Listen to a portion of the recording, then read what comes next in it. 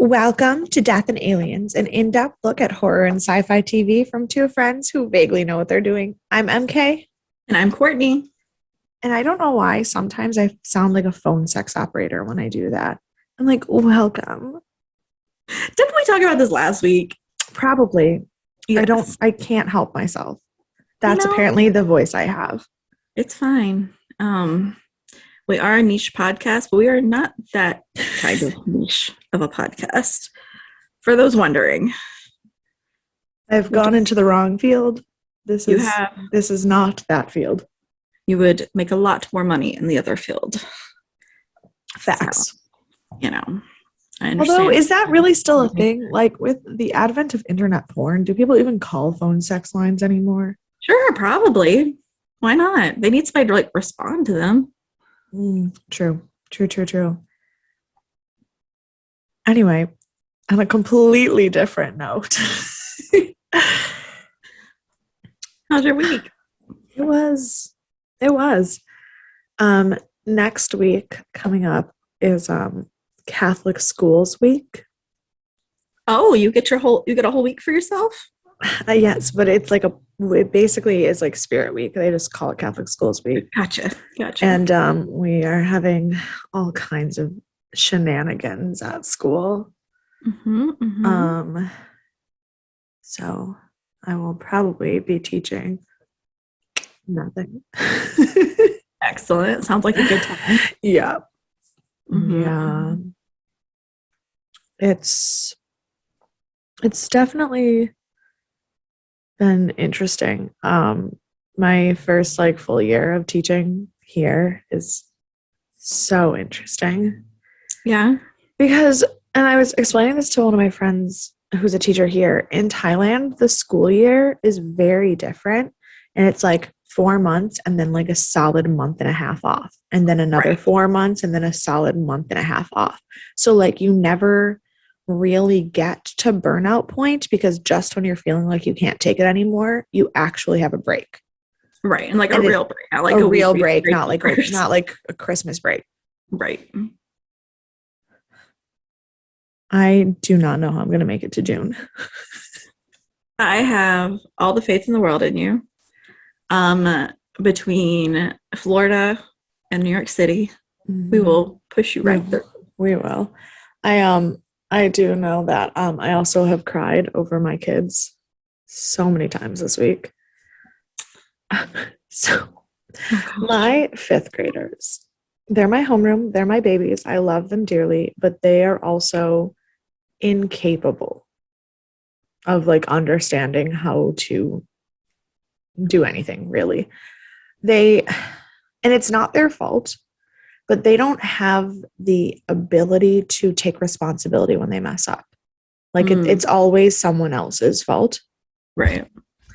And so this past week, multiple things in my classroom were broken because of them just not having any awareness of space. And both times when things broke, they were either tried to hide from me that it was broken or just were well, I didn't do it. And I was I watched you with my own eyeballs do it. They're well, but I wasn't messing around. I go, jeez. So this week I have a crow statue that fifth graders have already broken before. And I'm familiar with this. Yes, glued it back together. Mm-hmm. So the fifth graders once again broke it this week. And all 6 toes gone. One of the entire legs gone. And I was having a rough time because I was just so angry because the other thing that they broke was a gift from one of the 8th graders. Aww. So then I have 8th grade right after I have 5th grade. So the 8th graders came in and I was clearly not in a good mood. And they were what's wrong? And I go, I'm very angry. I am not angry at you. So I'm going to just take a minute so that I'm not angry toward you either. Fair. And so they asked me what had happened. And I told them the truth about all the things that were broken. And then my 8th grade boys spent the entire class period. They got their work done. They paid attention. They wrote all of the work and turned it all in. And also spent the entire 40 minutes with a Elmer's glue stick putting my stuff back together. Oh, that's so sweet. So then I went to the main office and I was like, I'm starting a petition to fail all of the 8th graders just to keep them here because they can't leave. I can't do this without them. Oh, no, that's so great. And then I've been like helping all of them like talk about going to high school next year and what schools they're going to and their acceptance letters and what scholarships they've applied for and everything. And I love them so much to the point where I've decided I'm no longer pretending I don't have a favorite class. All of the other classes know I like 8th grade better. Like the 6th graders were like, why is 8th grade the background on your phone? I go, because I like them better. They have something to live up to. And they were like, I go, maybe when you're in 8th grade, you will have earned the spot in my favorite list. But right now, it's not you. Mm-hmm. Right now, you suck. Sorry about it. I don't hate any of them. I just, 8th grade is a little bit better. I can understand that. That's so And nice. then one day, 8th grade's not going to be my students anymore. And because they're all creepy, they will find this podcast and hear how much I talk about them. That is It's concerning. It's concerning on many levels. The 8th graders have found my TikTok and my Twitter and my Facebook. Mm-hmm. Probably my Instagram as well. So if they found your Instagram, they're not far behind. Yeah, no. So, hello, 8th graders who shouldn't be listening to this podcast or watching this show. Correct. I've blocked them on everything that they've openly followed me on. But since none of my stuff is private, I'm sure some of them have found me and not been dumb enough to get caught. Right. Yes, I'm 100% positive. But I have like a couple. I have one 7th grader who has told me he's found all of my stuff, but that he doesn't look at it and he's not going to until he's graduated because he knows that because I told them, I go, I don't post things that I would be upset if you guys saw it. What I want you to understand is that as much as I am your friend and I care about you, I am your teacher and there is a line that has to be drawn. And when I am not your teacher anymore, feel free to try to contact me outside of school. But as your teacher, there is a solid line here that you have to realize you're 11 and I'm 30. That's not a thing that we're not going to do this. So like my one 7th grader was like, yeah, all she ever posts on Twitter is about us and the German rock band that she likes and how she wants to get married one day. And I go, that's uncomfortably accurate and I hate you. That is very not wrong. Very not wrong. Yes. Yeah. Well, speaking of children, I have never felt older than this week has made me. I work in music publishing and we have these 2 new girls who are younger. They're 23, 25. Mm-hmm. And you'd think 4 or 5 years would make a difference. Sure enough. We talk about like we're revamping our social media as a company. But one of the girls, Nora, is the one who's like pinpointing on it. Yeah. And she was talking about we should make like TikTok videos of like music publishing tips and whatnot. And I was like, great idea. And then she's like, yeah, and then we'll just do some like, we'll video all on one day so that we have time to each edit our own videos. And I was like, you want me to do what? And she's like, oh, it's just TikTok editing. It's fine. I was like, I have no idea what that means, first of all. I could figure it out, but I have no idea what that means. No. And then she's talking about the metaverse because that's a new thing that's starting to break into the music biz. She says to me, do you know what the metaverse is? I said, yeah, I've heard of that. And she says, and then she starts talking about it. And I was like, okay, I've vaguely heard of that. I very much thought you were talking about Marvel. And she was not. She was talking about like Facebook Meta. Oh. Yep. I forgot that Facebook is trying to change its name and that no one above the age of 25 will ever use the new name. Right. Or care. Yes. Yeah. And so that since most people on Facebook are over the age of 25, they really done fucked up on that one. Yes. They are trying very hard to be young and it is not for them. No.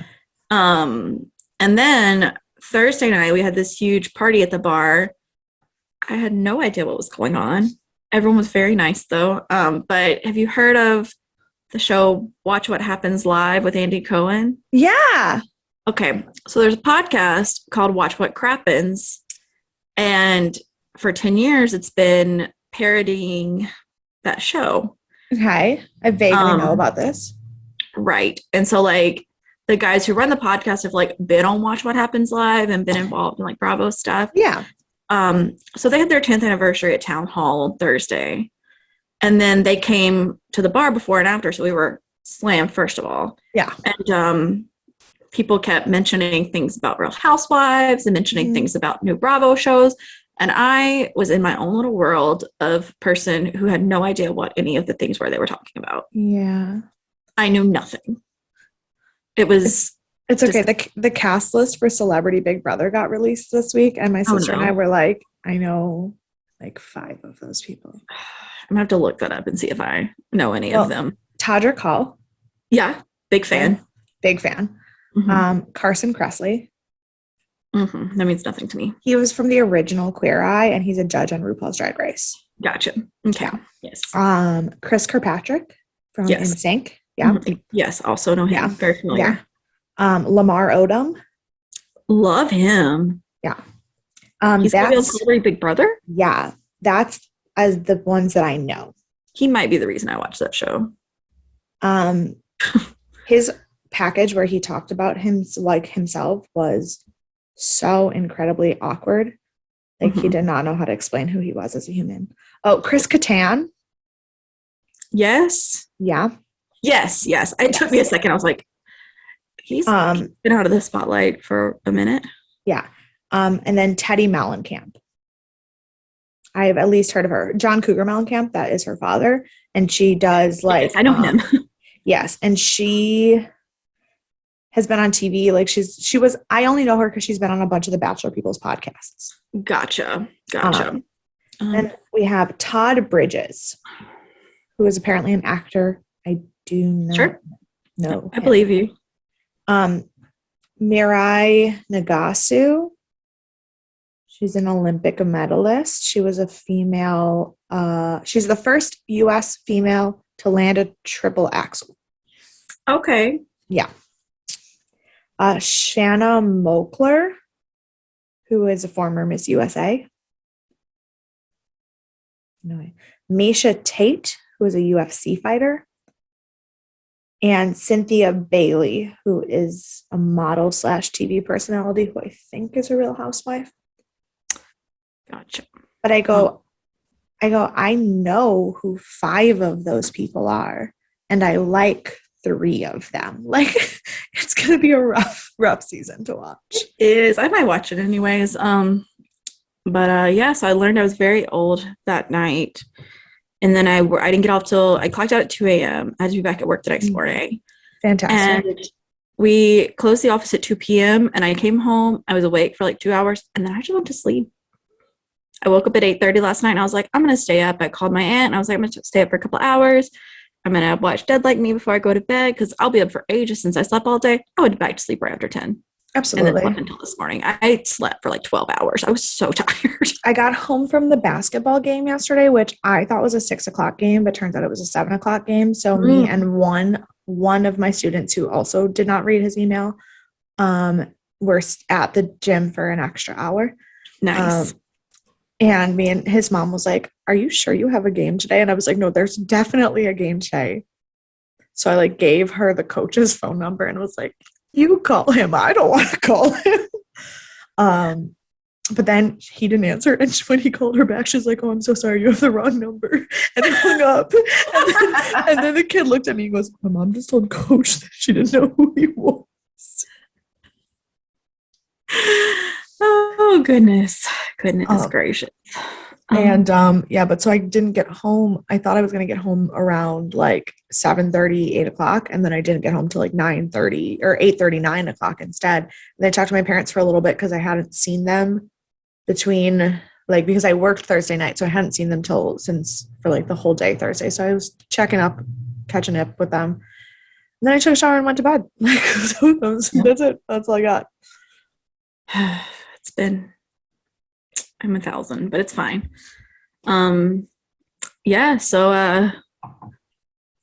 I have no transition. I am so sorry.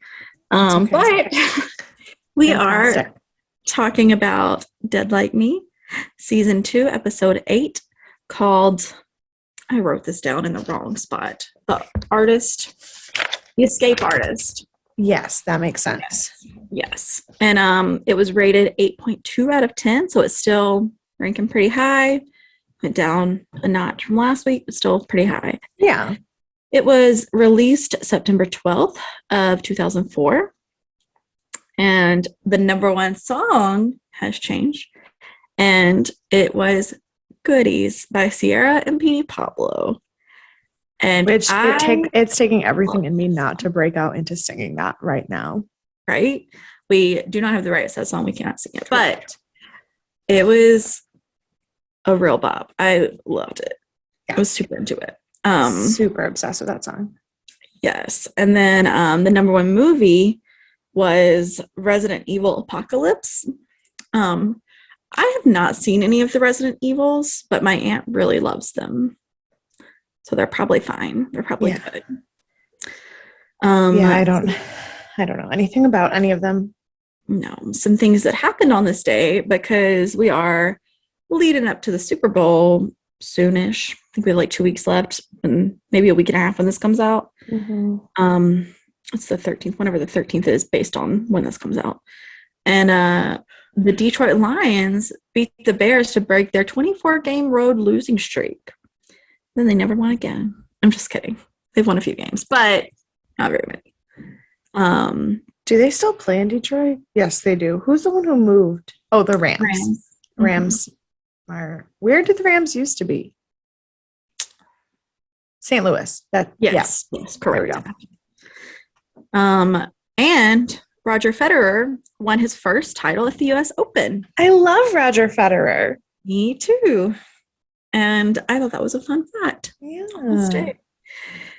So the director is David Grossman, returning. He also directed the first episode we saw Daisy in, and Vacation, which I think you said was your favorite episode, or you really liked it from the first season. Yeah, it was up there.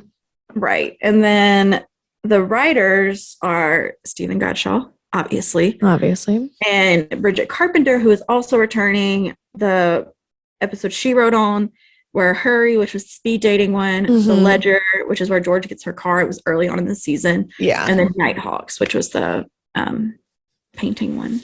Yes. So those were also good episodes. Mm-hmm. And then we had a couple of guest stars. Robin Dunn played Tripp. He's known for Just Friends, and I've most recently seen him in October Faction. It's on Netflix. It came out last year, I think. It's fine. It's all right. And Barbara Barry, who played Phyllis, and she also was on another of Brian Fuller's shows, Pushing Daisies. She was in an episode, and she was Mama Jacobs. Oh, okay. I'm guessing. I have not seen Pushing Daisies. I'm guessing this is a similar recurring role for her in Brian Fuller shows. Probably. So, that is the starting notes. Now, we start this episode with George's monologue about never being in a club. Yes. And all I could think about was my senior year of high school. I was trying so hard to be involved in clubs so I could put everything on my resume. I was in 11 clubs my senior year of high school. And the day of picture day, I would just sat in the auditorium all day and took pictures because I was in everything. I felt personally attacked by the things that she was saying about clubs, because she specifically said something about people joining book club to prove that they're smarter than other people. And not only did I join the book club in my school, I in fact started the book club in my high school. They might have had a book club in the past, but when I went there, they did not. And I was a freshman, and me and one of my friends were like, you know, it'd be really cool. Let's start a book club. So we did. And do you know what the first book we read for our book club was? Please enlighten me. Twilight. Oh, God. Of course it was. I am currently in a book club, although we have not read a book in months. Go to brunch. Honestly, the thing is, I read so much because of teaching English, and like I'm always reading the stuff that I'm teaching the kids, that I haven't read a book for myself since the school year started. I have been working so many hours over the past few months and just trying to catch up with my life that I also have not read a book in forever. We did pick a book for next book club. We're reading The Last Girl by Nick Twist, which I don't know I've that read one. before. I suggested it. It is phenomenal. It's not, we usually read like true crime. Have you guys read Gone Girl yet? Not as a book club, but we've all read it and talked about it. Oh, okay. That's the last like thriller that I read. This one's based off of, I don't know if you remember this story or heard about it, but there was a girl who went to like, was after graduation, was flying off with her mom somewhere and the plane crashed. And she ended up living by herself off the land for like days. And he like fictionalized the story, but then made a whole like, I mean, she's alive, but like a whole homage to her and stuff in the story. I did not. It's really good. Yeah. So clubs are cool, George. Calm down. So then we are at the diner and we learn Mason has been digging through trash, which is unsurprising. Yep. And then tries to clip his nails at the table again. Not surprised. He's not good at keeping it together. And then we learned that Rube ate breakfast somewhere else. Okay, like a lunatic. Before that, they ask where they each before Rube gets there, the other four are asking where each person would be if they weren't dead. Right. And Mason says he would still be dead. And they're like, no, but like if you hadn't died, he goes, I just would have died. And I was like, that's not that was like 10 out of 10 for self-awareness right there. Right. He absolutely is correct that he would have died. Yeah. Yes. Poor Mason. God bless him. So then whenever they start talking about so they're talking about Rube goes to some other place. He hates it. Never again. He's going somewhere else. And so he starts handing out the assignments and everything. And Mason and Roxy get first class tickets to Cancun. And first Mason's stoked. And then second, he thinks it's going to be a plane crash and he can't swim. I'm like, Mason, doesn't matter that you can't swim. Because worst comes to worst, you can be drug out of the water. You're not going to drown. Right. You're going to be all die. right. You're already dead. Right. Right. But he's terrified. And then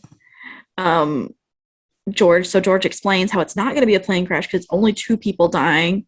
More people would be dead if it was a plane crash. And Rube says, what are you, president of the math club? And she says, I'm just smarter than Mason.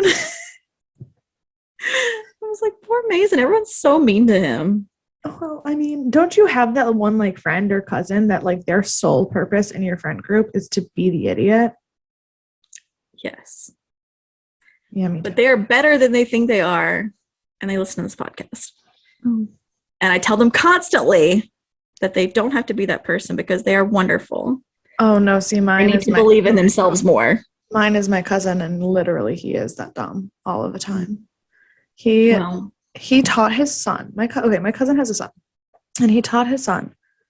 Anytime that this kid doesn't want to, like, he doesn't want the kid to do anything, he'll just be like, "Don't touch it; it's hot." And I asked him, I said, "Why don't you just tell him he can't touch it?" And he was like, "Well, because he gets, like, the kid's 2. He was like, he gets that like hot means he shouldn't touch it because he burned his hand on the stove one time." And I go, yeah, but then in a year when he goes to the first day of school and he's like, "Oh, I can't touch that. It's hot." And he gets bullied in kindergarten for being a dumbass. You're responsible for that. You know that, right? Yes. No, my friend is not dumb like that. Yeah, no, my cousin really is the dumbest person. God bless. God bless.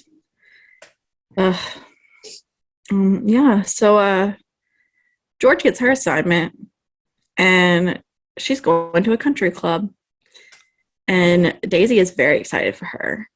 And Daisy does not get a Post-it note for some reason. I don't know why, but that means she's decided she's going to hang out with Rube on his Post-it note adventure. Because, and here's the thing, she's asking Rube about his Post-it note, and she was like, "Oh, it sounds like a hotel. Maybe it's a murder. I'm in the mood, kind of in the mood for a murder." And I was like, "Daisy, why do you sound so incredibly frisky about murder right now?" Right. Like that is like Squeaky Fromm's level of like intense love for murderer, and I'm not a fan. She's like, she's not got a lot going on otherwise. I mean, if there's a murder, things are changing up. It's not just a out of place death. It was kind of a murder, just not in the same way she probably expected. So now we go back to Joy and Reggie and them. And I want you, I thought about this last episode and never said it because I didn't want to interrupt you. But you say we go back to the last house. And at first, you've been saying this for weeks. This is not new. But at first, I thought you were saying we go back to the glass house. I was like, there's no glass house. And then I realized that you were just saying that about, and I was like, maybe she's just calling Joy's house that. I don't know. And so I let it go. And then I started thinking you were saying the last house. And I was like, it's the only house. I've been having this dilemma in my head for weeks. Their last name is Les. Right. Last episode, you said it and it clicked. And I was like, she's saying last house. Like their name. And I decided not to interrupt your thoughtful discussion with my nonsense of where my brain has been for the past few months. Perfect. I love it. So we're at the last house and Grandma's still there. We learned that she used to manage a llama ranch. Oh, my fucking dream. Right. I love a good alpaca though. I do prefer an alpaca ranch. Llamas are fun though. And she did say something that was very meaningful. She said, stories don't happen to people who just stay inside. And I was like, that is very true. Like, we were inside. This was another moment where I realized that I was Phyllis, because she was talking about how many lifetimes she's lived and all these things and all these stories that she has to tell. And I realized how many times I go to tell like my students or like friends or something a story, and they're like, oh, how have you even done that many things? And I was like, oh my God, I am Phyllis. I am stories. Yeah. And I feel like we all get that sense of like where she's coming from, because we were all inside for 2 years. Oh my gosh, like, yeah. We had no stories. 2020 through middle of 2021 didn't happen. Yeah. It didn't. There are no stories to tell. There are no like, we just sat inside. We all played Animal Crossing. I didn't play Animal Crossing till last summer. I was behind the group. But like, I still never played.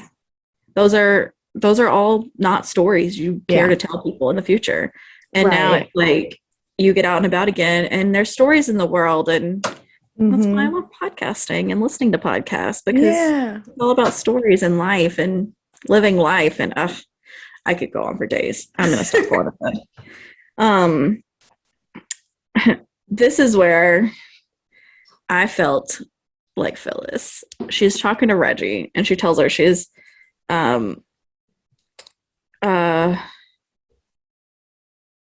this was in a different episode. We screwed up last week's episode. It's fine.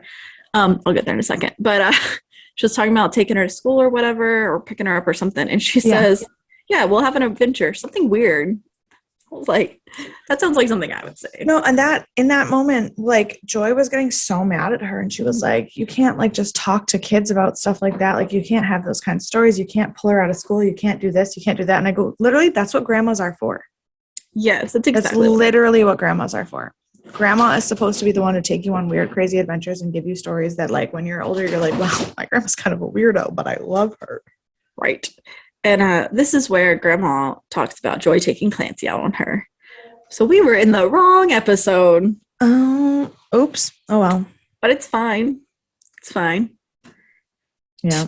Same sentiment. Doesn't really make a difference. Exactly. And so next we go to school with Reggie. No. And before anything even happened, yes. I saw a kid on a skateboard. I go, I'm pretty sure that's our little animal reaper friend. So I did not notice that at first until he started talking to them. Because we come up and this kid has a Komodo dragon. Which, like, first of all, do not have Komodo dragons as pets unless you know what you're doing with them. No. There's no unless. Do not have Komodo dragons as pets. Don't. They're dangerous. They're endangered. Oh my, I was so angry. Komodo dragons are my favorite animal. Like, my absolute favorite animal. I'm obsessed with them. My first thought was, fat chance that is a Komodo dragon. That chance, because that box was too small. Yes. Yes. I have lots of things to say about animals in this episode. Excellent. I'm ready. Love a good animal story. Because I got angry. That also the fact that he named his Komodo dragon Frodo made me angry. Because remember when we talked about how I was going to get a lizard for my classroom and I was going to name it Tolkien, and I was like, "How dare you?" He stole your name 20 years ago. But it's fine. That is, oh man, 18 rounds to 20. 18 does round to 20. It's fine. And then, as you mentioned, the Pet Reaper is back. And I don't know why we are rehashing this kid. His story, because the thing is, his story was necessary for that episode. He was fine there. It was interesting to hear about. But then he's been gone for like 8 episodes. Which is fine because he isn't necessary. I love him in this episode because I love what it means for the future. So, yes, I agree that I liked him in this episode, but I wish we would have had more of him throughout the series. I don't. No, I'm totally cool with it. He's not important enough to the main plot for him to need to be. The cast is already so big that you can't have everybody all the time.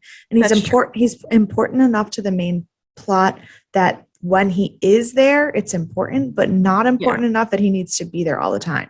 I think that this was a perfect use of him. Well, see, I don't want him there all the time, but I want him there like 4 times before now. That's how I feel about it. Because there's no animal stuff. There isn't, which is also fine because I don't want animals to die.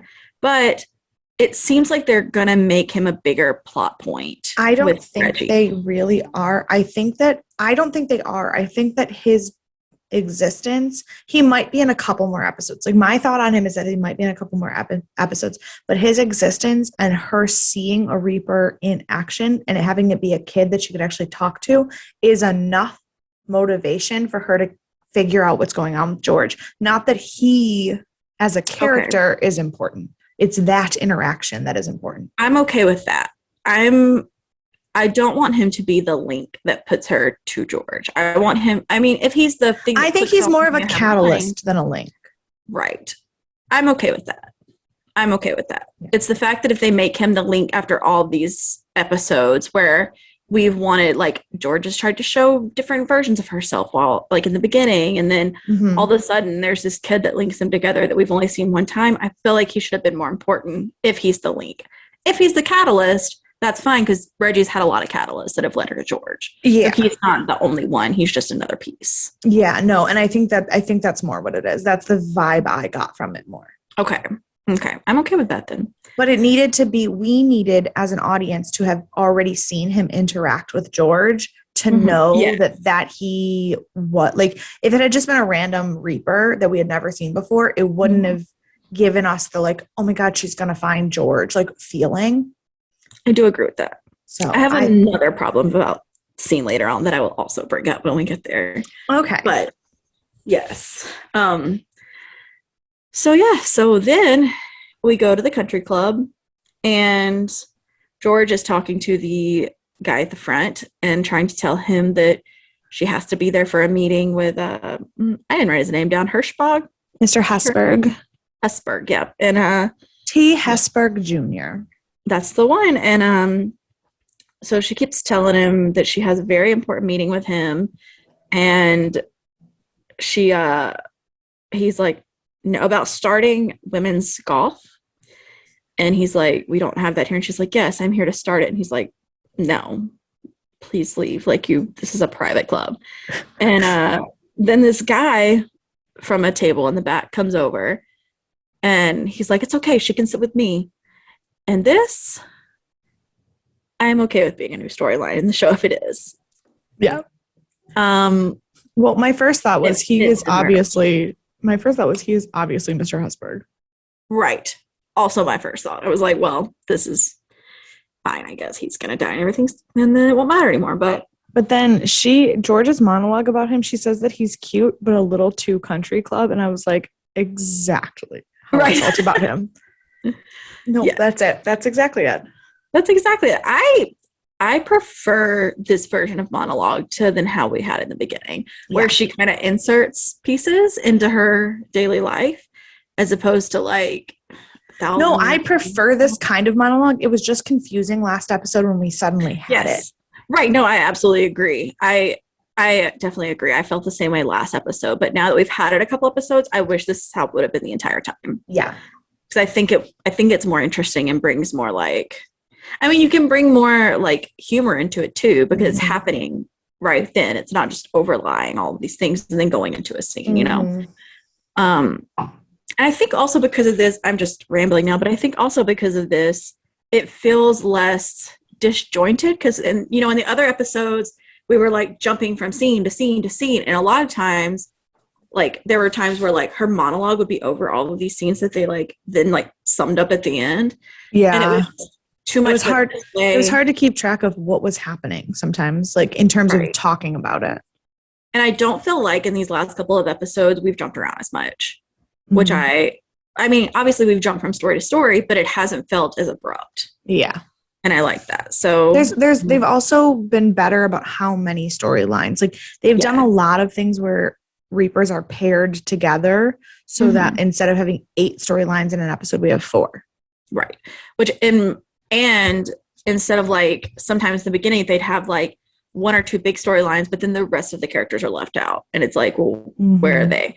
They've done really well at incorporating everyone, but not making it jumbled. So I've enjoyed that more about the writing in the last 2 episodes than in the past. For sure. So now we go back to Rube.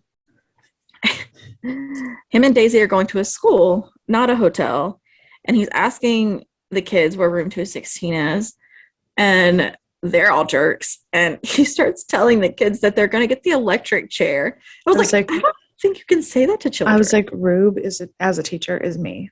Just kidding. But like literally the number of times that I'm like, if you do not stop talking, I will yeet you out this window right now. Not a joke. Okay, but that's like mild compared to the electric chair. Like, I'm not going to tell a child they're going to get the electric chair. They probably don't even know what it is. I don't know. Kids know things these days. When he was like, oh man, kids really have changed. And then he was like, get inside. You're late for class. You're going to get whipped. I was like, that's literally me in the hallway all the time.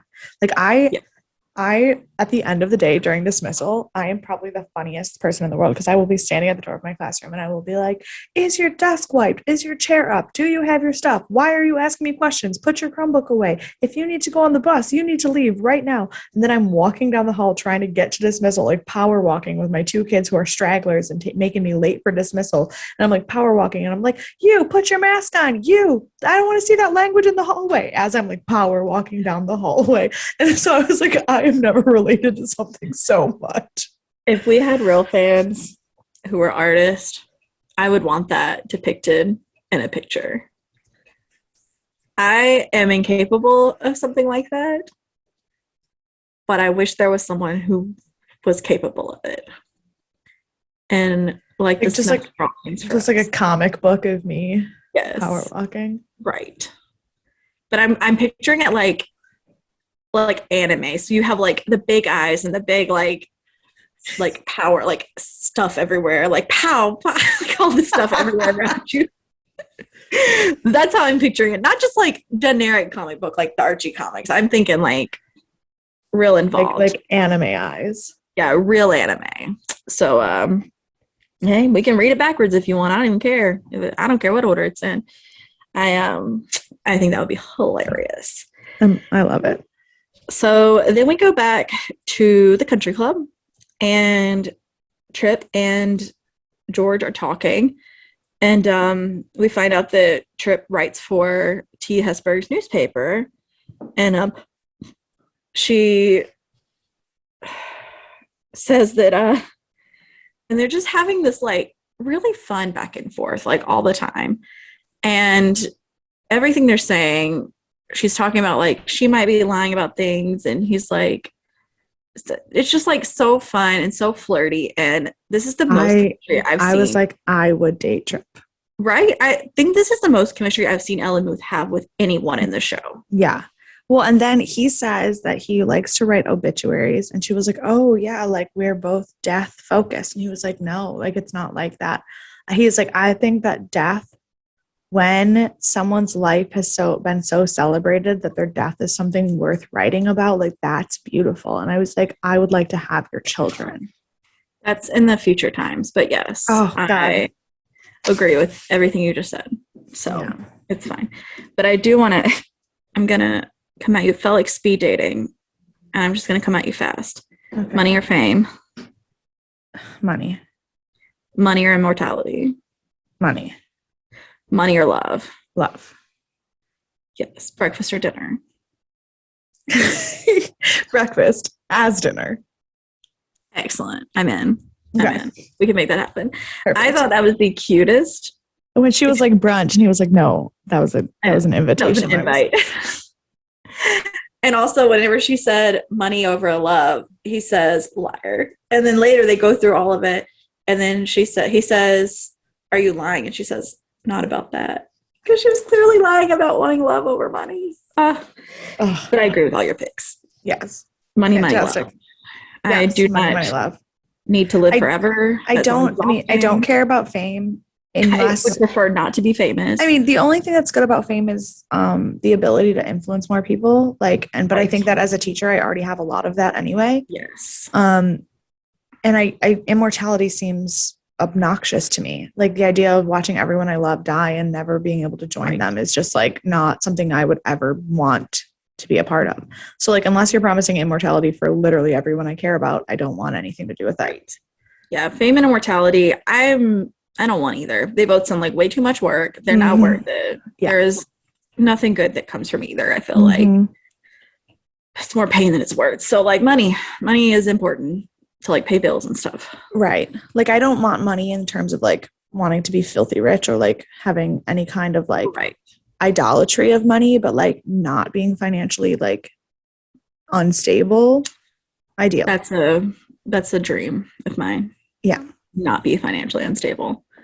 So, and I had it in Thailand. Mentally unstable. I'm getting there. If the bar will start picking back up, so if everyone could go to bars again in New York, so I could have more money, that'd be cool. So now we go back to the school, and Francis is showing his Komodo dragon, and Rube is the sub now because Daisy has said that he is the sub and he is not pleased. But she tells the teacher that she's his daughter. And she's like, you look nothing alike. And they were just like, yeah, it's fine. And it was very funny. And she said she wanted to see some enjoyment for the day or something. When he said, why did you say that I was the sub? Literally that conversation with Rube and Daisy, like that's my new favorite combo is Rube and Daisy trying to have like, just like, because they're like totally, it's like not as fatherly as he is with George, but like not quite as like close with Roxy. Close as Roxy. It's just like that friend that you like have no problem clowning with all the time. Like your whole relationship is making fun of each other, but like in a loving way. Yes, I love it. Also, you don't have to look like your parents to be related to them. And sometimes when you look like your parents, you are related to them or not related to them. I found out this week that one of my students is adopted. I've met his parents many, many times. He looks exactly like his dad. He is adopted. Interesting. That is interesting. I'm very confused by it still. I mean, it happens. Yeah. It happens. So now we head over to Mason and Roxy on their first class flight. And it is called T&A. And it looks like they're hanging out in the streets of California in 2004, not on an airline. It looks like they are at a themed table at Jimmy Buffett's Margaritaville in Orlando, Florida's Universal Studios. You're not wrong. We also now have a Jimmy Buffett's Margaritaville here in New York City, in case you didn't know. Fantastic. It opened last year, I think. I've met Jimmy Buffett. He's a gem. Really? Aw, that's so nice. I grew up on Jimmy Buffett. We used to Oh, go I down didn't- south and go I fishing. told you about this, right? When he was when No. Margaritaville was at Shay's, and I got to hang out with him. No, you told me Margaritaville was at Shay's. You did not tell Oh. me you got to hang out with him. Oh yeah, I hung out with Jimmy Buffett. He's fantastic. That's so nice. Yeah, he was like, he's still like obsessed with the fact that that show exists. Like he cannot believe that someone made a musical out of his music and that it's good. Like he just is. He loves it. It's such a gem of an album, though. We literally used to listen to it all the time when we go down south fishing, and it was just like it's the soundtrack of my childhood, and so good. Yeah. So then, I don't know what happened in that scene, but my only note about that scene was that Mason is an idiot. yes, I will be getting into that now. Okay, perfect. Yes, I've got you. So Mason is really into these airline flight attendants. Forgot the name for flight attendant for a second. I thought you were going to say stewardess, which is usually not exactly the most PC way to use that word, but like in this case, I think it's probably appropriate. I also did not think of that word. I just had a word in my head. Good. It's fine. And so he was really into the flight attendants, and he realized first class, you get to drink as much as you want, which he was also stoked about. And he tells Roxy he's finally going to enter the Mile High Club. And she says, "You've never had sex on a plane." First of all, I was like, Roxy, who are you? And then he says, "Oh, is that what that means?" Yep, that was it. That was the moment when I was like, you have lost your fucking mind, dude. And I was like, how do you not know this? And I was like, well, I guess if you were around in the 60s. But he's but people were full on flying in the 60s. Like, that's not like airplanes were not. Well, he was saying he's never been anywhere. And, right. No, but he said that later. Right. But also, he's from England. And he is now currently in America. So he flew sometime. Unless he swam across the ocean. Which we know he can't swim. Right. So. And also you can't, unless he took a boat from England to like New York or Maine, and then a car from New York all the way to Seattle, he has been on an airplane. Like that doesn't make sense. Exactly. You can't take a boat from England to Washington. There are countries in the way. There are countries in the way. Yes, that would be an issue. But yeah, so that was funny. I think he thought the Mile High Club, I don't know if he thought it just meant like being on a plane. I immediately went to drugs. I immediately went to drugs as well, but also I'm confused because he was looking at the flight attendant. And I was like, so he is thinking something sexual, only I don't, he's an idiot. Like, that's all I can say about that. Yes, it was a whole disaster for him. So we go back to the school, and we learn that Daisy is teaching how lip liner works to this small child. And God bless her. And they asked Rube what he's going to teach them. He says discipline. I was like, that sounds right. Yeah, that sounds right. And so he asked them, what do these 4 pictures have in common? And the lip liner kid is an idiot. They can all swim. It's like, bats can't swim. It was a beaver, a bat, a tiger, and I did not see the 4th picture. I also didn't see the 4th picture. It might have been a dolphin, I think. Maybe. But she was like, they can all swim. They can all fly. Right. And then another kid also said something similar, and I was just like, Jesus Christ. And then the girl that I like says, Sarah, she says, they all die. And he's like, that's right. And I was like, that's kind of morbid. And I realized that's not where he was going, but she's not wrong. He was like, you're absolutely correct. They can die. Everything dies. Death, death, death. And I was like, damn, Rube. And then he was like, no, they're mammals, my dudes. Yeah. And then Daisy was very excited about telling them what mammals were. She was precious. I would have loved to be in that class. I know. And then we have this small scene with Joy paying bills, and Phyllis telling her to live her life, basically. I only took one note about this scene because Phyllis said, if you can't figure out how to be a nicer person, you're never going to hold another penis in your life. I was like, I don't think that's what your mom's supposed to say to you. I don't think that's how that works. Man. Whew, it was a rough Phyllis. And we're back at the airplane. Uh-huh. And Roxy had told Mason that he has to do his job and then he can get as hammered as he wants. And as soon as she learns that the flight attendant is Harit, she touches her and starts ordering drinks. Fantastic. And I was like, absolutely. And she tells Mason he's tragic. Yep. I was like, absolutely correct. Absolutely. Yes. And then I said, why does he keep becoming this like really shallow person? Again, it's like, I felt like we dipped back a bit here again. And I don't know if it's because he's drinking. I don't know if it's because he completely got shattered last episode and now he's trying to like, cope. I think because, and here's, Freddie, I'm going to get real deep for a second. Mm-hmm. I think the reason it's baffling us is because we are holding him to the standards of fictional characters. Because in fiction, when someone learns a lesson, they never revert and they are good people. In real life, men, addicts, they can learn a lesson 100 million times before it sticks. So Mason's behavior patterns are confusing to us if we hold him to the standard of fictional characters. If we think about him as literally any of the men we've ever encountered in our lives, we're like, nope, that checks out. Absolutely. Adds up. Makes sense. Yes, I follow now. I'm less bothered by it, unfortunately. Unfortunately, that's how that goes. Right. So we've gone back to the school and he's showing the Komodo dragon. And Daisy just looks at Rube and goes, dragon kills janitor. I feel like as much as I'm not like Daisy, every now and then I'm like exactly like Daisy. Because I think in this episode in particular, Daisy and you had a lot of similarities. A lot of similarities because I definitely am like, oh, that sounds like a murder.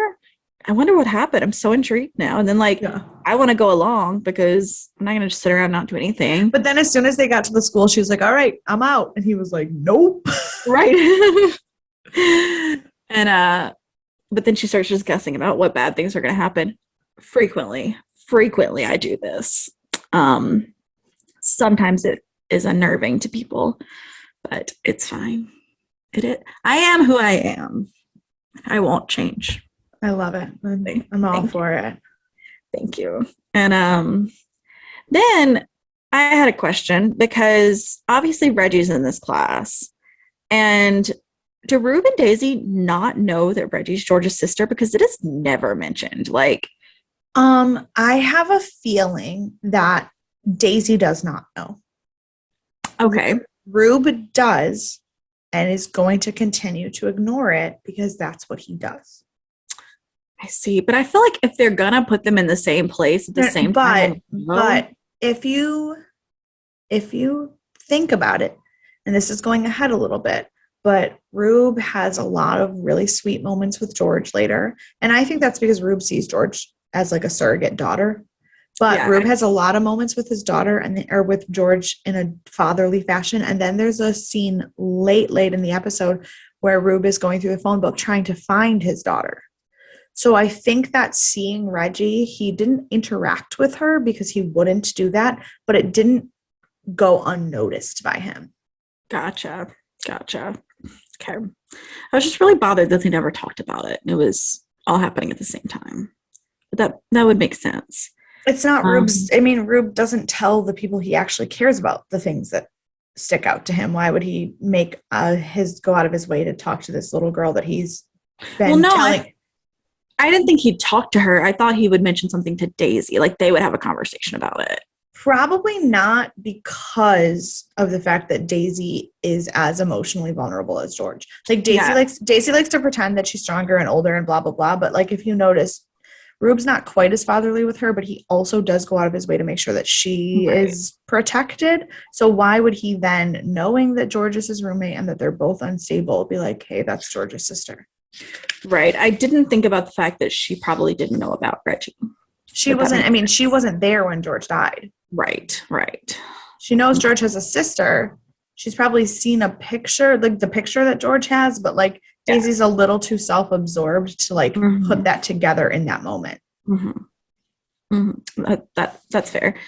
And so we get to the death, and um, the Komodo dragon gets loose, And in this and moment, I was like, okay, that might actually be a Komodo dragon. But I hate everything about this. I hate everything about this. it is not, and I will tell you what it is Oh, later. okay. Oh, is that one of the trivia pieces that It is. It is. Well, because I didn't know if it, I didn't think it was, but I was like, they might have, if it was CG, it could have actually been. Oh yeah. The spotting pattern is, but if it's a Gila monster or any kind of monitor lizard, it would have similar patterns. But I was pissed off because when it actually came out and I realized that the kid wasn't just being an asshole, because I was kind of hoping the kid was being an asshole and there was nothing in the box. Nothing in the box. Yeah, I thought when that it too. came out and it was actually a dragon, I got really pissed off. Yeah. Because do not have exotic lizards as pets. Lizards are, without a doubt, the hardest animal to take care of because their body requirements in terms of temperature are so specific. So unless you have a heat lamp and actually, like, that lizard wouldn't have been okay in that box. No. Second of all, Komodo dragons are so endangered. Like, it's ridiculous. They grow to be 12 to 13 feet long, so they should not be in your home. And the island of Komodo in Indonesia is currently closed to all tourists of any kind because so many people have stolen lizards from the island. This lizard can kill you with one bite and you won't die in that moment. You will rot and get sepsis and get sick for days and days at a time. What makes you think that that's a good pet? And the fact that I didn't get to go on a tour to see them when I was in Indonesia because people are idiot assholes who take lizards. Oh. Yes. I'm very passionate about Komodo dragons. PSA of the episode, do not own a Komodo dragon. Thank you. Yes. Thanks for coming to Pet Talk. And so this Komodo dragon gets away and starts running off, and there's commotion, so the janitor goes after him, and the teacher grabs a mop and goes after them, and he picks it up. Everything is all hunky-dory.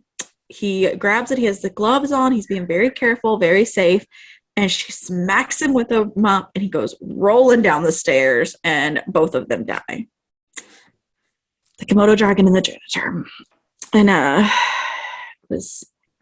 And the janitor is like, did I kill something endangered? And Daisy's like, yeah. He's like, damn it, I'm a member of the Sierra Club. And she's like, but at least it wasn't something cute, like a baby seal. And I was like, hey, Komodo dragons are cute. You take that. Yes. And she, the teacher, Francis, was looking down, devastated that now his Komodo dragon is dead. And she calls a fire drill after she's killed everyone. She's like, line up, two lines. It's like, just panic and get everyone out. However you can, that's fine. It was very funny. So now we go back to the plane, and there are these two obnoxious newlyweds that have joined the plane. And Mason's talking about who his reap is, and he says the newlyweds look promising. And I was like, I thought the exact same thing. We're on the same wavelength. I'm just sorry, my notes don't make sense. I think I did not take any notes about this because that doesn't. It's a very short scene. Okay. Yeah, and she says, or Mason says, so what's the in-flight movie? She says, 4 weddings and a funeral. And he just says, close enough. Close enough. And I was like, you're not wrong. You're not wrong. It's just 4 weddings and 2 funerals, but that's fine. One wedding and 2 funerals. That could have been more. You don't know. We only saw like the front half of the plane. True. There were probably 4 weddings that day somewhere in the world. Definitely. So now we're back at Reggie, and she chases the kid, the Reaper kid. And she asks who he is. He says he says, won't you get in trouble for leaving school? And she says, won't you? And he says, I'm a dragon slayer. I was like, this kid is such like a kid. Yeah. But like, of course, Reggie, of all people, notices the weird kid in the corner who no one pays attention to and runs after him because like that is her. Exactly. Yeah. And so she gives him some hot chocolate some chocolate milk out of her thermos. I don't know. Yeah. But that's fine. And this is where I have my next problem. Yeah. She sees him touch the lizard. So she says, "Why did you touch that lizard?" And he says, "I'm a dragon slayer." And she says, "Do you know George?" And yes, this is the correct connection, but Reggie has no way of knowing that. She doesn't. Mm-hmm. But we've also already been given a lot of clues to the fact that Reggie is just like aware of things that she shouldn't really be aware of. She understands like feelings and stuff. And I don't know that she connected it to the reaping per se, but she just got like a vibe from him that he was otherworldly. And so it's not the reaper part per se, it's the otherworldliness that she's like, my sister. And that's probably true. I'm just bothered by the fact that as soon as she asked why he touched the lizard, she immediately asked, did he know George? Like it was a connection to Yeah. being because she has seen that George is still around. She knows that George is still around somehow, but she's never seen her reap anyone. No. And as far as I know, she's never seen anyone reap anyone aside from this kid with the Komodo dragon. No, and that's why I just think it was like that sense of otherworldliness because like even like normal people who don't have weird spooky spidey sense, like you can just like feel when things are not right. And that's okay, but I think it should have been done differently. If that's what they should have executed it better and made it more clear that that's the direction they were going in. No, I'm not saying that the writing is perfect. Right. So like I don't mind that she made the connection that he's otherworldly. I don't like how they executed it in the show. That's fair. So so now we're back to the country club and they are playing poker, Tripp and George, and drinking champagne. I think Prosecco. I don't remember. It's champagne. It's champagne. Okay. And he keeps saying he hates country clubs because there's no surprises. And George leans in and kisses him. Very un-George-like, but I said I approve. My notice is I approve. And I put she's not very good at following rules because she is not supposed to be kissing humans that are alive still. Fuck that rule. And it was very cute. And then we go back to the plane and I put I'm glad that he's the reap because that guy I wrote I hate everyone on this plane. True. He is the worst kind of human. Yes. He is married to a girl that he clearly does not care about while he is on his leaving for his honeymoon and trying to get with one of the flight attendants and staring at her the whole time. Yes. And my guess at this point was that he was going to have a thing with Missy and that the wife was going to kill them both and that's what was going to happen. Spoiler alert, I was only half right, but that was my guess at this point, which would have been fair. Yeah. Would not have blamed her. So, again, we're back at the country club, and George is ordering more champagne instead of following up on her reap because Tripp has assured her that he would let her know when he walks through the door. T. Hesberg walks through the door. And but then this is when he was talking about the obits. And okay. Yes. And then she finds out that his name is Hesberg because the waiter comes up and says, okay, Mr. Hesberg, here you go, Mr. Hesberg. Do you need anything else? And his face just like says it all that he was trying not to tell her. And she is pissed. I don't know that she's pissed. Like she's a little angry, but I think she's more like devastated. I definitely think it's like both because I also think she's devastated. Because she was like had actual feelings for him. Like they even showed that she in the voiceover, she's like, I really like him. And then she said out loud, I really like you. Like she's had actual feelings for him for the first time in her existence, not just her death life or her real life, like existence. And then she finds out that that's not only is he lied to her. That's who she's supposed to be reaping. Right. And she doesn't reap him. She just runs off. And I was like, God, George, come on, get it together. And I was so mad. And then we walk up, and his dad is Junior, which I should have known because I knew Tripp was third, because there's plenty of people called Tripp who are the third. And Yes. but I still, for some reason, decided it was him. And we find out it's his dad. I was torn between Tripp being the third and Tripp just being like a posh name, because like Sarah Palin has a son named Tripp that is not the third. That's just his name. Yeah. So like I was a little torn, but I also should have put it together a little bit better. Right. That's exactly how I feel. And so I was surprised because I did not make the connections I should have. And then I had a universe question. What happens if you reap the wrong person? So like if she had thought it was Tripp and she had reaped him and then gone outside and realized it was his dad and not him, what happens? Because theoretically he wouldn't die, because the universe still happens in the same way. Yeah. Well, the consequences for Junior would be that he would die with his soul still inside of him. Right. I don't know what the consequences for Tripp would be, because like we've seen, like Roxy took that guy's out of his soul out of his body and put it back in. So like she could just give it back, I guess.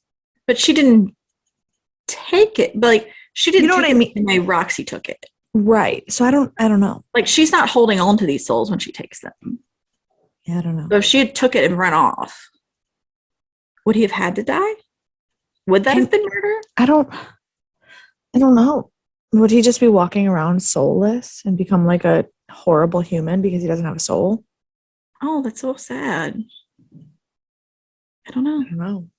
It's universe question. Ask the dead like me. Dear Brian Fuller. Actually, dear Stephen Gottschall. He's the one in charge of everything. He's currently the executive producer. That is fair. But he did not create the universe. Right. That is true too. So we're back to the plane, and Roxy is stoked about having margaritas on the beach, and they are talking about all the things they're going to do in Cancun. And this is where I wrote, they are never going to go to Cancun. I know. So sad. And then I said it was such a lame death because the nut allergy is the thing that got him. Not some wild shootout, not some like mishap of falling and breaking the sink and getting cut open, something crazy. Simply the nut allergy that she knew about, and she just didn't think. Honestly, though, she didn't know about it because it was the other flight attendant who tried to give them the nuts. Yeah. No, I was like, when the bride freaked out about him being allergic to nuts, I was like, fuck, I don't want to do a nut allergy death. Right? I did say at least he joined the Mile High Club before he died. True. And like our good friend Mason. And the next Phyllis just picks up Reggie from school. Not a lot happens. I did write that I adore her though. I don't remember what she said, but I was. And it was because she took everything that Reggie said so in stride. Like she was like, yeah, okay. Like she didn't call Reggie crazy. She was Reggie told her all the things that she like thought, and she goes, well, you've had a busy day. And I was like, that is the best way to respond to a kid like that. Absolutely. Right. Yes. Unlike Joy, who is not very good at responding. Correct. So we're back on the plane, and they're still talking about all the fun things they're going to do in Mexico, and that maybe the tickets are refundable because they are hammered at this point. They have I didn't actually even put the other half of the death was in the last part. He has this nut allergy, he starts choking, and then they're trapped in the bathroom because it's such a small bathroom, and he falls out with his pants around his ankles, and the flight attendant climbs over him, and the wife loses it. She strangles her with a scarf, and she goes down very quickly for someone strangled with a scarf. She started to get strangled with a scarf, and then as they were strangling her, she moved and she smacked her head on the wall, and that's what actually knocked her down. Oh, yeah. I was writing again. You know, like hold my notebook up here while I write, so I don't. And but yeah, so now they're hammered. They're talking about the tickets, and he's saying maybe the tickets are refundable since they didn't get to use them, and he could get the money back from them. Ugh, Mason trying to get something from everything. So we're back with Tripp and George, and she knows that she shouldn't flirt, and she's talking to his dad after she's raped him and he's died from a chaotic death where he tried to save someone and gets smacked with a golf club. It's all chaos. Yeah. And she tells him, he tells her to like keep an eye on his son, and he's I wrote that I love. He was like, go tell him how you feel. He needs somebody right now. And she's like, but it's not the right moment. And he was, and his dad, the dad, he didn't say it so exactly like that, but he basically was like, there's no such thing as a right moment. I know. And that's true. There's no such thing as a good moment, right moment. And so I love that. Live your life every day. And she did not give him her number. And I was like, good for you. You're following the rules, even though I would like them together. Me too. Yeah. So now we are back with Grandma and Joy and Reggie. And she talks about her transition is about as good as one of our transitions. She says, you used to love rainbow sherbet. We need to talk about Reggie. I was like, those are not things that go together. Correct. I was like, that is just like Joy is making her bed and her, oh my gosh. Oh, and then Phyllis just kind of goes off and she's talking about how like you just have to get used to life being messy. And she's not wrong, but I'm bothered by her delivery because it's fine to understand that life gets messy, but there's nothing wrong with having control of the few things you have control of. Right. And this is the thing that keeps Joy together as a person, is having her house nice and tidy and neat. And it is the only thing keeping her together as a person. And there's no outside sources that would ruin that. Like, there's no reason she can't have that. I missed one of my notes. Sorry. Yes. Just quickly going back to when George was talking to Thomas Jr. They kind of sort of showed how the Reapers are there but not there. It was weird. So she's talking to Thomas and then she steps forward to talk to Tripp. And then when she moves back, they didn't show her disappearing so much, but the way the camera angle did it, it kind of almost was like a perception filter. Like she's still there. If Tripp looked at her, he'd be able to see her, but she's just there. There's just an energy around them that makes it not like, no one is looking for me in that moment. Yeah. So I'm able to not really be there. That is fair. I didn't know. I'm really bad lately at noticing like camera angles, but so I'm glad you're like catching them all. Yeah, no, and it was like that they because we've had that question for a while of like what happens, and I don't think she ever disappears. Like she doesn't become invisible, but it's like in the chaos with whatever little bits of magic that they have this ability to not be noticed. Right. Yes, I think that is absolutely correct. So oh, that's a good note. I'm glad. I like that the way that they would do that with the camera work. Mm-hmm.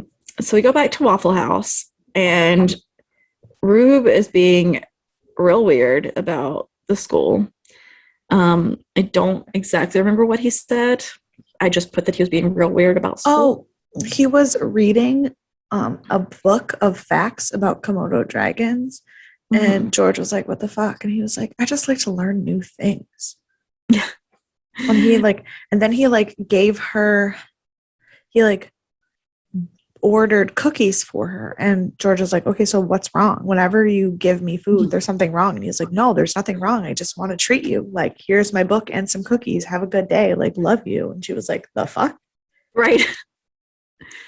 But then Daisy and George start talking about Tripp, and they just have the sweetest conversation. But then she says, what have I got to lose? And Daisy says, everything. Yeah. I was like, that's so heartbreaking, but so true. Like, yeah. Well, and the other thing is we still don't know what kind of misconduct Daisy was involved in that got her sent to them. Right. So like George might not necessarily lose her job as a Reaper per se, but she might lose her little makeshift family. She might lose Tripp. Like she might lose her real family. Like it's not. So I took it less as a misconduct thing and more of a, when you fall in love, if it goes wrong, it's like you're losing everything. I can see that. I think it was a little bit. I think it was a little bit of both, though. Okay. Because I see where you're coming from too. I just like give it that Daisy's had so many things that she like, so many flirtationships. Mm-hmm. But what has she ever loved? We don't know. I don't know, because she says no one's ever loved her. That doesn't mean she's never loved anyone. There's plenty of people in life. She has. Like how many people in life have been like, unrequited love is real for a reason. Like there's been plenty of people who desperately loved someone and it was not returned. There's nothing better in the world than to love and be loved in return. What may my fave. I can't wait to see Moulin Rouge on Broadway. I sign up for the lottery like every day. It's gonna happen one day for me. One day. So now we go back to Joy and Phyllis and Reggie, and this is precious. It made me think of my family because they're teaching Reggie how to play poker. Yes. And when I like spent a lot of time at my like grandparents' house. Yeah. And my Mimi and granddaddy and my uncle would all be there, and they taught me how to play rook and they taught me how to play poker. We did penny bet, nothing crazy. And but like that's how I learned growing up too, probably around the same age as Reggie. And so I was like, this is sweet. I was like, I love this whole thing. Well, and then they send Reggie to bed and they just have a moment with the two of them where Phyllis is like, I'm gonna leave. And she's like, and Joy's like, you don't have to. And Reggie and Phyllis is like, well, maybe I'll come back. And then she's like, and then she's like, just say it. And she's like, you can always come back. Yeah. And they both like, they have a moment. She's like, I don't mean to be so hurtful. And she's like, neither do I. Like they both had just, it's so sweet. Loved that moment. I know. I also love that moment. Then we go back to the plane, and we already basically talked about the scenes where Roxy and Mason are hammered, and Mason talks about never been anywhere. Yeah. So not a lot different. So we go back to George. And oh, wait, no. Then we go to just a really quick cut of Rube looking through the phone book, calling people. You said that earlier. Oh, okay. Yeah, no, it's because it's a very, very short clip, and it's while there's a voiceover, so you don't even realize but Rube has like 8 phone books open on his desk, and he's on the phone, and it's like the number you've called has been disconnected, like it's no longer in service, and he's like going through phone book after phone book to try to find his family. That's so sad. Yes. Part of me is glad I missed it because I might have just been sobbing through the episode, but maybe I'll go back and watch that scene. Yeah. I don't have time to sob. Then we go to George. And we start seeing like flashbacks with her and her grandma. Well, no, first she goes to the golf course or the country club again, and she's going to talk to Tripp, and then she just realizes that like she likes him too much to actually involve him in anything, and she walks away. And she goes to a payphone, and she's like, I might not be able to talk, but I'm able to listen. And so she calls her house again, and her grandma answers, and she freezes. She's like, because we see a flashback of where her and her grandma are super close, and she gives her this frog necklace. It's Grandma Phyllis is where the frog love came from. I know, and it's so cute. And she like gives her a drag off her cigarette, and she's like, don't tell your mom. And they're like super bonding. That was totally weed, not a cigarette. And, well, you know. And she says, frogs symbolize new life and transformation. And I was like, no, they only symbolize death here. Like everything we've seen. No, don't you remember from the opening monologue of the whole show? The frog was protecting death, and then the toad distracted it. So frogs are new life, and toads are death. Yes. That's right. Yes. I had forgotten about that. And she says, don't let your life escape you. Like the escape artist. And So she actually starts talking to her grandma, and she's like, "Are you the lady of the house?" She says something about, no, she's She's very busy with a dust buster. yeah. And she just chats with her, and then she's like, "I think I have the wrong number." And you see the tears well up in grandma's eyes, and she knew. She knew. Oh, she's the only, and so like her and Reggie are the only ones who like have any idea, because I think Joy is so closed off. Mm-hmm. And maybe grandma was a catalyst for Joy to open up and realize that George is still out there somewhere. Maybe. I'd be okay with that. I think that would be good, because Reggie, while doesn't know anything, she does believe George is still out there. Grandma obviously now knows she is still out there. Yeah. But Joy would never open up to something like that where she's at right now. Yeah. So maybe she will one day. Maybe. Alrighty. So that was the end of the episode. It was beautiful. It was beautiful. Who would you like to punch in the face? Honestly, the bride who killed her groom's mistress. Because, like, listen, was the stewardess a bad person? A little bit. But, like, if you're married to someone and they're cheating on you, why are you blaming the girl? Fair. Like, the girl didn't make a commitment to you. He did. Mm-hmm. So, on the opposite side, I picked the groom. Which is absolutely fair. We just get rid of this newlywed couple. Perfect. Done. All will be well. Fantastic. So, who was your MVP? Phyllis. Fair. Or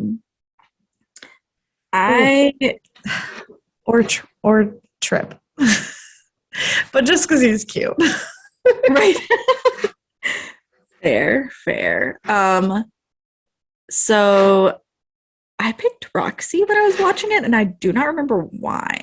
I mean, Roxy was great this episode. What did she do? I've already forgotten. I just talked about it. She was just like really good with like Mason and everything. Oh yeah, the plane. And honestly, the last scene where the two of them were like drunk together, like you could see that like Roxy does love Mason. She does care about him. She's just so focused on work.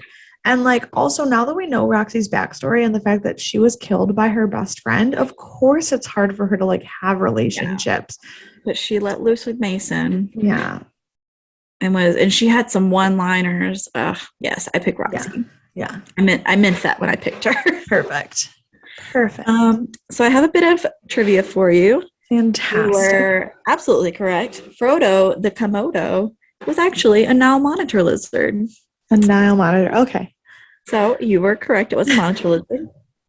And see, I know shit about lizards. You do.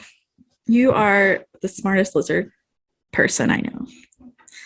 And this is the second episode where Ty, I did not write his name very clearly, the kid, is in it as the kid, but this is the first time that he's listed in the credits.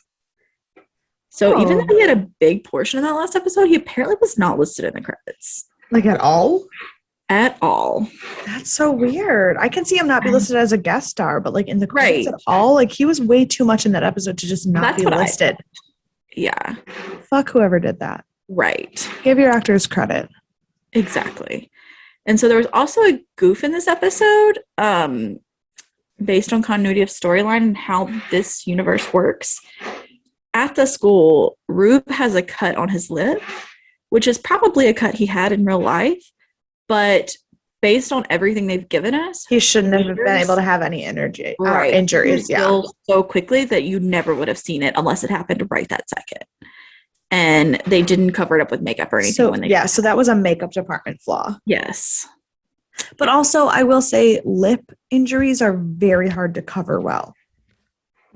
Because the skin on your lips is so sensitive that unless you have like some kind of CGI, it would hide it. But then like the types of makeups or prosthetics that would fully cover it are really hard. Like I have really dry skin on my lips. And if you look at like the lighting of this podcast setup, is great, so you can't tell. But if you took a close-up picture of my lips right now, you can see how my lipstick sits differently on the dry skin than it does on the rest of my lips. So like if you have a cut on your lips, it's very, very hard to hide. So the makeup department might have tried and just realized, like, hopefully nobody fucking notices. You know what I mean? Right. Yeah, that's fair. I didn't know that. I don't know that much about movie makeup. I mean, I just know a lot about makeup in general. Yes, I know vaguely about makeup. But yeah, so that was our episode. We are over halfway through the season now. We have 7 more episodes. We sure do. And 7 more episodes in a movie. And then we will start getting into what our next show is going to be. Oh boy. Okay, but that also means that between the 7 more episodes, the movie, and the DNA Awards, in March, we'll start our new show. Yep. So if you have suggestions, please send them like ASAP so we can start to think about that.